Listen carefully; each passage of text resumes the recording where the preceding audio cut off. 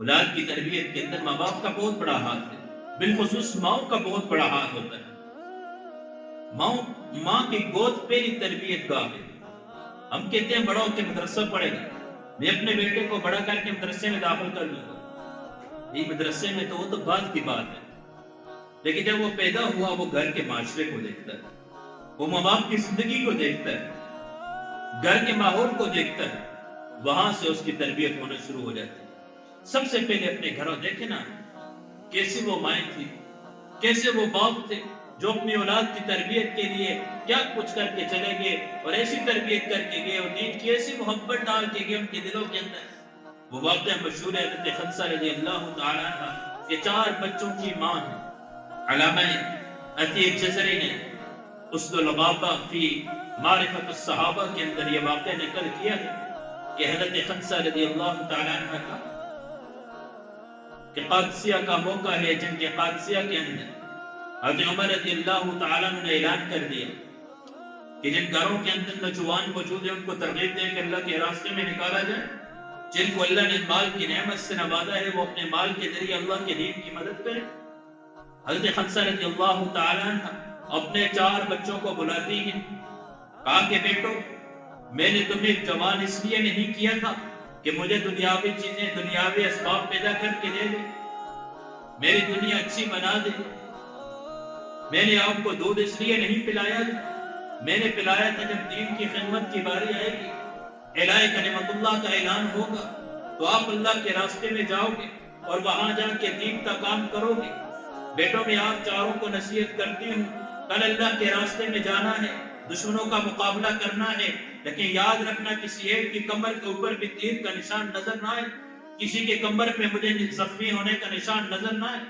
سینے کے اوپر تیر کھانا، سینے پہ زخم برداشت کرنا، آپ کے خون جو ہے وہ پاؤں کی انگلیوں کے اوپر گرے، پاؤں کی ایڑیوں کی جانب آپ کا خون نہ گرے، مطلب تھا کہ واپس بھاگنا نہیں، آگے بڑھتے جانا۔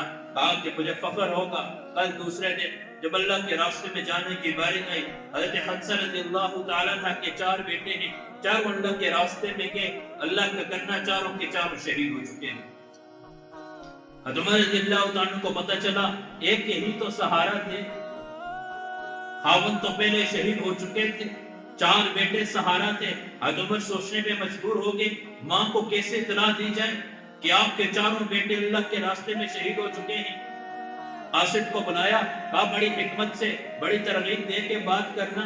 قاصد جا کے دستک دیتا ہے، کہا کون؟ کہا حضرت عمر رضی اللہ تعالیٰ کا قاصد آیا ہوں، اللہ کے راستے کے نکلنے کے فضائل بیان کیے، شہداء کے فضائل بیان کیے۔ کہا بتانا کیا چاہتے ہو؟ کہا کہ اللہ نے آپ کو جو 4 بیٹے دیے تھے، دنیا میں جو آپ کا سہارا دے، دنیا دارالاسباب ہے، اس میں جو آپ کا سہارا تھے وہ اللہ رب العزت کے ہاں آپ کی قربانی قبول ہو چکی ہے، 4 کے 4 اللہ کے نام پہ شہید ہو چکے ہیں۔ یہ خبر غم تھی، غم کی خبر سنانے آیا۔ حضرت خنسہ رضی اللہ تعالیٰ عنہ کا ایمان تو دیکھیے نا، کس قسم کا وہ ایمان تھا۔ کہا کہ یہ غم کی خبر تھوڑی ہے، یہ غم کی خبر تھوڑی ہے، یہ تو بہت بڑی خوشخبری سنائیے۔ بیٹو آپ میں آپ کا اکرام کرو، عرب کا رواج تھا جب کوئی خوشخبری لے کے آتے اس کو دودھ پیش کیا کرتے، یہ گئی اور اندر سے دودھ لے کے آئے اور اس صحابی کو جو قاصد آیا تھا ان کو جا کے دودھ پیش کیا، دودھ بھی اندر دی، وضو کیا، 2 رکعت نماز نفل پڑھی، اللہ کے سامنے سجدے کے اندر گر کے رونا شروع کر دیا۔ اے اللہ میں اتنی خوش قسمت تھی کہ تو نے میری قربانی قبول کر دی، میرے شوہر کی قربانی کو بھی قبول کر دیا، میرے 4 بچوں کی قربانی کو بھی قبول کر دیا۔ اے اللہ میں فخر کروں گی کل قیامت کے دن میں اٹھوں گی کہ یہ 4 شہیدوں کی ماں ہے۔ وہ لوگ ایسے دین کا جذبہ ایسے اپنی اولاد کی زندگیوں کے اندر ڈالا ہوا ہے، ایسے ان کی اولاد کی زندگیوں کے اندر دین تھا۔ آج ہماری اولاد، ایک دور تھا، ایک وقت تھا، ماں اور باپ فخر سے کہا کرتے تھے میرے بیٹے کو اتنی حدیثیں یاد ہیں، میرے بیٹے کو قرآن کے اتنے پارے یاد ہیں، فخر سے کہا کرتے تھے میرے بیٹے نے آج قرآن کے اندر پوزیشن حاصل کی، میرے بیٹے کو اتنی حدیثیں اور اتنا قرآن یاد ہے۔ اور آج بھی دور ہے، اور آج کا باپ، آج کی ماں فخر کے ساتھ یوں کہتی ہے میرے بیٹے کو اتنے ڈائلاگ یاد ہو چکے ہیں، میری بیٹی کو ناچنا ایسے آتا ہے، وہ فلاں ڈانسر ہے اس کی طرح میری بیٹی ناچتی ہے۔ آج ہم یوں فخر سے کہتے ہیں۔ ایک دور تھا، ہمارا مزاج اور تھا، اور آج غیروں کی محنت کی وجہ سے مزاج بدل چکا ہے۔ علامہ ابن جوزی رحمہ اللہ نے مناقب احمد بن حنبل رحمہ اللہ کے اندر امام احمد بن حنبل کے ایک واقعہ نقل کیا ہے کہ ان کی ماں نے ان کی کیسی تربیت کی۔ بچپن کے اندر یتیم ہو چکے تھے، باپ کی پرورش سے محروم ہو چکے، باپ کی تربیت سے محروم ہو چکے، ماں نے تربیت کی۔ اور کیسی تربیت ماں نے کی؟ محدثین کی مجلسوں کے اندر، مجالس کے اندر ماں ان کو بھیجا کرتی تھی اور ہاتھ میں کاپی اور پن لے کے جاتے اور ماں کہتی کہ بیٹا وہاں جو بات ہو ہر بات کو لکھ کے آنا، اور واپس آتے اور ماں ان سے پوچھتی بیٹا بتا کیا لکھ کے آئے، مجھے سنانا۔ ایک ایک بات، ایک ایک سبق ماں پوچھتی تھی۔ آج یہ بچہ مدرسے سے مسجد سے گھر جاتا ہے تو دیکھیں نا، ہم اپنے بچوں سے پوچھتے ہیں، ہم اپنی اولاد سے پوچھتے ہیں، اسکول سے آئے گا تو پوچھیں گے، لیکن مدرسے سے مسجد سے آئے گا نا، بچوں سے نہیں پوچھا جائے گا بیٹا تو کیا پڑھ کے آیا، تو کیا لکھ کے آیا۔ تو یوں اس طرح وہ بڑے ہوئے، پھر اللہ نے ان کو وقت کا امام بنایا، پھر اللہ رب العزت نے ان سے دین کا کام لیا۔ حدیث کی ایک کتاب لکھی مسند احمد کے نام سے، بہت بڑی کتاب حدیث میں لکھی، اسے ماں کی تربیت تھی، ماں کی تربیت تھی، یہی وجہ تھی اللہ نے اتنا بڑا مقام اور مرتبہ دیا۔ اگر آج بھی ہم اپنی اولاد کی تربیت کریں گے، آج اللہ ہمیں بھی وہ مقام اور مرتبہ، ہماری اولادوں کو بھی اللہ مفت جنید بغدادی بنا سکتے ہیں، اللہ ہماری بچیوں کو رابعہ وسیع بنا سکتے ہیں۔ اللہ آج اسی طاقت اور قوت کے ساتھ موجود ہے، اس طاقت اور قوت کے ساتھ اللہ صحابہ کے زمانے میں موجود ہے۔ بدلے ہیں تو ہم بدلے ہیں، بدلے ہیں تو ہمارے اعمال بدلے ہیں، ہمارے اعمال بدلے ہیں تو اللہ رب العزت نے بھی اپنے نظام کو تبدیل کر دیا۔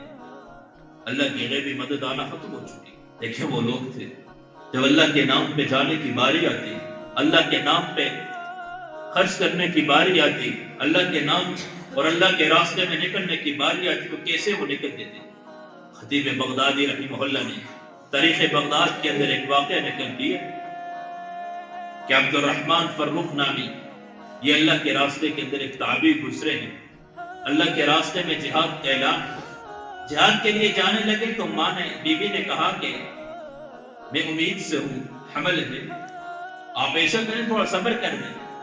کہا نہیں 30,000 دینار دیے، کہا اس کو اپنے اوپر اور جو بیٹا پیدا ہونے والا ہے یا بیٹی ہے اس کو اوپر اس کی تعلیم پہ خرچ کرنا، اور خود اللہ کے راستے میں چلے گئے۔ 27 سال کے بعد واپس آئے، 27 سال کے بعد واپس آئے، مدینے کا نقشہ بدل چکا ہے۔ آنکھیں کیا دیکھتے ہیں، جو ذہن میں باتیں تھی، جو نقشہ تھا، جو ذہن میں گلیاں تھی، جو تصورات، وہ آئے، آ کے اپنے گھر میں دستک دی۔ صبح نماز سے پہلے کا منظر ہے، تہجد کا ٹائم میں دروازے پہ دستک دی، اندر سے ایک نوجوان نکلا، امام ربیعۃ الرائے رحمہ اللہ، وہ اندر سے باہر نکلے۔ کہا کون بابا جی؟ کہا کہ میرا گھر ہے۔ بھلا یہ آپ کا گھر کہاں سے؟ کہا یہ میرا گھر ہے، میں اللہ کے راستے میں گیا تھا جہاد کے لیے۔ تو اب بیٹے اور باپ کی گفتگو، لیکن نہ بیٹا باپ کو جانتے ہیں نہ باپ بیٹے کو جانتے ہیں، کیونکہ ملاقات ہی کبھی نہیں ہوئی۔ وہ تو ماں کے پیٹ میں تھے، یہ اللہ کے راستے میں چلے گئے، آج 27 سال کے بعد واپس آ رہے ہیں۔ اب اس نوجوان کی اور اس بوڑھے بابے کی گفتگو ہو رہی ہے، باتوں باتوں میں باتیں جب زیادہ ہوگی، آواز اونچی ہوئی، اندر سے بیوی آئی اس بوڑھے بابے کی، کہا کہ خیریت ہے؟ مجھے شوہر کی آواز سنائی دی جا رہی ہے۔ کہا کہ بیٹا یہ آپ کے باپ ہیں، یہ میرے شوہر ہیں، یہ آپ کے والد ہیں، عبد الرحمن فرخ نام ہے، یہ اللہ کے راستے میں جہاد کے لیے گئے تھے۔ سب کہہ رہے تھے کہ مر گیا ہے، شہید ہو چکا ہے۔ 27 سال قبل کا واقعہ ہے، اس وقت یہ تھا۔ آج یہ واپس آ چکے ہیں، خیر بیر بات ہوئی، اذان ہوئی، مسجد چلے گئے۔ اب وہ عبد الرحمن فرخ اپنی بیوی سے پوچھتے 30,000 دینار، باتوں باتوں کے اندر بات چلی تو پوچھا درہموں کا، دیناروں کا کیا کیا؟ کہا کہ اس کا جواب تمہیں بعد میں دوں گی، آپ جائیں مسجد کے اندر نماز پڑھیں، درس سنیں، پھر واپس آئیں۔ ادھر گئے مسجد نبوی کے اندر، جب نماز ہوئی، نماز کے بعد امام ربیعۃ الرائے رحمہ اللہ نے درس دیا، اور ایسا درس دیا کہ حیران ہو کے رہ گئے کہ اتنا مجمع اور یوں درس ہو رہی، اتنی عزت اللہ نے دی۔ واپس آئے، کہا کیا منظر دیکھا؟ بڑا عجیب منظر دیکھا۔ کہا درس دینے والے کو بیٹے کو دیکھا ہے؟ کہا کیوں نہیں دیکھا؟ کہا کیا خیال ہے، اتنی عزتیں چاہتے ہو یا 30,000 دینار؟ کہا 30,000 نہیں، لاکھوں دینار بھی خرچ ہو جائے نا تو اتنی عزت اللہ دے دے تو بہت بڑی بات ہے، بہت عزت اللہ نے دی۔ کہا وہ سارے کے سارے دینار بچے کی تعلیم پہ خرچ، سارے کے سارا خرچہ بچے کی تعلیم پہ کر کے اس کو امام بنایا ہے، اس کو مفسر قرآن بنایا ہے، اس کو شیخ الحدیث بنایا ہے۔ تو یوں وہ لوگ اپنی اولادوں کی تربیت کرتے تھے، پھر اللہ نے ان کو مقام اور مرتبہ دیا ہے۔ میرے عزیز بھائی اور دوستو، اولاد کی تربیت کے اندر ماں باپ کا ہاتھ ہے۔ خواجہ قطب الدین بختیار کاکی رحمہ اللہ کے واقعات تو آپ نے کئی بار سنے، کے بارے میں آتا ہے کہ یہ بھی بچپن کے اندر باپ کی شفقت سے محروم رہ چکے تھے، یتیم ہو چکے تھے۔ ماں روزانہ مدرسے میں چھوڑ کے آتی، جب یہ واپس آتے ماں سے کھانا مانگتے، ماں کہتی بیٹا وضو بنا، 2 رکعت نفل پڑھ، کھانا اللہ کی ذات دینے والی ہے۔ وَإِذَا سَأَلْتَ فَاسْأَلِ اللَّهَ، مانگنے کی ضرورت ہو تو اللہ سے مانگا کرو۔ وَإِذَا اسْتَعَنْتَ فَاسْتَعِنْ بِاللَّهِ، بیٹا مدد کی طلب ہو تو اللہ سے مدد طلب کرنا۔ دنیا کے اندر کوئی کسی کی مدد نہیں کر سکتا، دنیا میں کوئی کسی کو کچھ نہیں دے سکتا، ہاں اللہ ہی کو مانگنا ہے، اللہ ہی سے مانگنا ہے، اللہ ہی دینے والے ہیں۔ بچے کی عادت بن گئی، وضو بناتے، 2 رکعت نفل پڑھتے، ادھر ماں جب جلدی کھانا بنا کے الماری میں رکھ کے آ جاتی، بیٹا جاتا الماری کھولتی، اندر سے کھانا نکال کے کھا لیتا۔ بیٹے کا ذہن بن گیا کہ دینے والی ذات اللہ کی ہے، بچے کا ذہن بن گیا کہ جو حالات بنانے والی ذات اللہ کی ہے، کھانا دینے والی، پانی دینے والی ذات اللہ رب العزت کی ہے۔ اللہ کے کرنا قریب گاؤں کے اندر کہیں جنازہ ہو گیا، فوتگی ہو گئی، ماں تعزیت کے لیے وہاں چلی گئی، بیٹا مدرسے سے واپس آئی۔ اب جیسے واپس آیا بیٹا اور ماں وہاں سے بھاگتی ہوئی ہے کہ آج تو جو بیٹے کا ذہن بنایا تھا، جو تربیت کی تھی، اتنی محنت کی، آج تو سب پہ پانی پھر جائے گا۔ آج بچہ جب وضو کر کے جائے گا، دروازہ کھولے گا، الماری میں کھانا نہیں ہوگا، بچے کا ذہن چلا جائے گا کہ ماں رکھتی تھی کہ آج تو ساری تربیت پہ پانی پھر جائے گا۔ ماں بھاگتی ہوئی گھر کے اندر ہے۔ اب جیسے آئی اور دیکھا کہ بیٹا سویا ہوا ہے، ماں نے پیار کیا، مختار کاکی کو جگایا، کہا کہ بیٹا اٹھو نا، کھانا کھاؤ نا۔ کہا اما جان آج تو اللہ نے عجیب سا کھانا پیش کیا ہے، روزانہ ہی کھانا اللہ کھلاتے ہیں، آج عجیب کھانا اللہ نے کھلایا ہے، اس جیسا کھانا اور اس جیسا ذائقہ تو میں نے کبھی دیکھا نہیں ہے۔ کہا بیٹا کچھ بچہ بھی ہے؟ کہا بچہ ہے اما جان، وہی الماری کے اندر میں نے رکھ دیا تھا۔ ماں کی اور دیکھا کہ باقی کھانا بچہ ہوا تھا، ماں نے بھی کھایا، کہا خدا کی قسم اس جیسا کھانا کبھی کھایا نہیں تھا، اللہ نے غیب کی مدد کر دی، ماں نہیں تھی، اللہ نے غیب سے وہ کھانا بھیج دیا، اللہ نے وہ غیب سے کھانا بھیج دیا تھا۔ اللہ نے ویسے اتنا بڑا امام نہیں بنایا، ویسے اللہ نے اتنا متقی پرہیزگار نہیں بنایا، اس کے پیچھے ماں کا ہاتھ تھا، ماں کی تربیت۔ آتا ایک مرتبہ گئے ہندوؤں کا مجمع تھا، بڑا مجمع تھا، وہاں جا کے بیان سنیا، درس دیا، دعوت دی، اللہ نے زبان میں تاثیر رکھی تھی، سارا کا سارا مجمع کلمہ پڑھ کے اسلام میں داخل ہو گیا۔ گھر آئے تو بڑے خوش تھے، ماں نے کہا کہ بیٹا بڑی خوشی کے آثار ہیں چہرے پہ، خیریت تو ہے؟ کون سی ایسی خوشی کی بات؟ کہ اما جان آج میں گیا ہوں، بڑا مجمع تھا، بڑے لوگ تھے، میرا بیان تھا، میں نے بیان کیا، میں نے اللہ کی وحدانیت کے دلائل پیش کیے، سارا کا سارا مجمع کلمہ پڑھ کے اسلام میں داخل ہوا۔ ماں کی آنکھوں سے آنسو آنا شروع ہو گئے۔ بیٹا تیرا کمال تو ہے یہ، لیکن اس میں میرا کمال ہے، بیٹا میں نے تیری تربیت کی۔ اما جان آپ نے کیا کیا؟ ماں جی آپ کا کیا کمال ہے بتائیے نا۔ کہا بیٹا جب سے تو نے ہوش سنبھالا ہے، میں ہر نماز کے بعد 2 رکعت نماز نفل پڑھتی ہوں، اللہ سے دعا کرتی ہوں اللہ میرے بیٹے سے دین کا کام اونچی سطح دے، اللہ میرے بیٹے سے دین کا کام لینا۔ ماں کی تربیت ہے، ماں باپ کی تربیت ہوتی ہے، اور اس سے ماں باپ کا بہت بڑا ہاتھ ہوتا ہے اولاد کی تربیت میں۔ اللہ اولاد کو اتنا بڑا مقام دیتے ہیں تو ماں باپ کی تربیت سے ہوتی ہے۔ آج حضرت مولانا الیاس رحمۃ اللہ علیہ وسلم نے دین کا کام جو لیا ہے، اتنی اونچی سطح پہ جو کام لیا ہے، یہ ویسے نہیں لیا، ویسے اللہ نے کام نہیں کیا۔ پورا خاندان پیچھے بہت بڑا خاندان تھا، بڑے متقی پرہیزگار گھرانے سے تھے، بہت بڑے خاندان سے تعلق رکھنے والے تھے، اور سارا کا سارا خاندان بالخصوص ماں کی تربیت۔ حضرت مولانا الیاس رحمۃ اللہ علیہ کی والدہ کے بارے میں آتا ہے، ابو الحسن ندوی رحمہ اللہ نے حضرت مولانا الیاس اور ان کی دین کی دعوت کتاب ہے، ان کے اندر ایک واقعہ نقل کیا ہے، کہا کہ حضرت مولانا الیاس رحمۃ اللہ علیہ کی والدہ رمضان المبارک کے اندر 40 پاروں کی تلاوت کرتی تھی، ایک پورا قرآن اور 10 پاروں کی تلاوت کرتی تھی، اور یومیہ کا معمول کیا تھا؟ روزانہ کا معمول تھا 1 منزل قرآن کی تلاوت کرتے تھے، 7 دنوں کے اندر قرآن ختم کرنے کا معمول تھا، صوم و صلات کی پابند، اور ہر وقت اعمال کے اندر اس طرح ان کی زندگی ہوئی۔ شیخ زکریا رحمہ اللہ نے اپنی بیتی کے اندر لکھا ہے کہ میری دادی جان جس وقت میرے والد محترم مولانا یحییٰ رحمہ اللہ کو دودھ پلایا کرتی تھی، اور قبلہ رخ ہو کے وضو کر کے قبلہ رخ ہو کے، اور جب دودھ پلاتی تھی تو سب قرآن کی وہ تلاوت کیا کرتی تھی. کہا اس کا یہ اثر ہوا کہ جب میرے والد محترم بولنے کی عمر کو گئے، جب باتیں شروع کی تو میرے قرآن کا کچھ حصہ میرے والد کو زبانی یاد ہو چکا. ماں کی گود کے اندر قرآن سن سن کے قرآن کا کچھ حصہ یاد ہو چکا تھا. آج 7 سال کی عمر کے اندر حافظ قرآن بن چکے تھے. سب سے بڑی کتاب اللہ نے قرآن مجید دی ہے. اپنی اولاد کو قرآن کے ساتھ جوڑنا، قرآن ان کی زندگیوں کے اندر لے کر آنا. قرآن تو وہ کتاب ہے کہ انسان کی زندگی کو تبدیل کر دیتا ہے. اس کی وجہ سے حضرت عمر رضی اللہ تعالیٰ عنہ کے واقعے کو دیکھیے نا. نبی علیہ السلام کے قتل کے ارادے سے نعوذ باللہ نکلے تھے، لیکن جب راستے میں گئے، بہن کا پتہ چلا، بہن کے گھر چلے گئے، وہاں دیکھا قرآن کی تلاوت ہو رہی ہے. وہ قرآن کی تلاوت دل پہ اسی اثر کی. کوئی عمر جو کل نبی علیہ السلام کا سر لینے کی نیت سے نکلا تھا، اللہ کے نبی کے قدموں کے اوپر اپنے سر کو نچھاور کرنے والا. حضرت عثمان رضی اللہ تعالیٰ عنہ کو دیکھی، ان کی زندگی کو دیکھیے. نبی علیہ السلام کی خدمت میں حاضر ہوتے ہیں. یا رسول اللہ، دین کا خلاصہ بیان کیجیے، دین کا خلاصہ بیان کیجیے کہ دین کیا ہے، سارے دین کا خلاصہ کیا ہے. نبی علیہ السلام نے قرآن کی ایک آیت پیش کی، ان اللہ یأمرکم بالعدل والاحسان وایتاء ذی القربى وینہی عن الفحشاء والمنکر والبغی یعظکم لعلکم تذکرون. قرآن کی یہ آیت سنی اور اسلام میں داخل ہو. اور یہ ایسی آیت ہے کہ سارے قرآن کا مضمون اس کے اندر جمع ہے. تو مفسرین نے اس آیت کے جمعے کے اندر بھی یہ بات نقل کی ہے کہ اگر اللہ رب العزت پورے قرآن میں اور احکام نازل نہ کرتے، یہ آیت کافی تھی انسان کی رہنمائی کے لیے. کہ 3 اوامر ہے، 3 نواہی ہے اس کے اندر. ایسی جامع اور معنی یہ آیت ہے، ان اللہ یأمرکم بالعدل والاحسان وایتاء ذی القربى وینہی عن الفحشاء والمنکر والبغی یعظکم لعلکم تذکرون. یہ آیت نبی علیہ السلام نے تلاوت کی. حضرت عثمان رضی اللہ تعالیٰ عنہ دین میں داخل، اسلام میں داخل ہوئے. تو میرے عزیز بھائی اور دوستو، اپنی اولاد کو دین کے ساتھ جوڑنا، اپنی اولاد کو مسجد کے ساتھ جوڑنا، مدارس کے ساتھ جوڑنا، علماء کے ساتھ جوڑنا. آج ہمارا ذہن بنا ہوا ہے نا کہ بچہ عالم بنے گا تو کہاں سے کھائے گا، کہاں سے کمائے گا. کل میں ایک جگہ بیٹھا ہوا تھا، دنیا کے اعتبار سے سارے بڑے بڑے لوگ بیٹھے ہوئے تھے.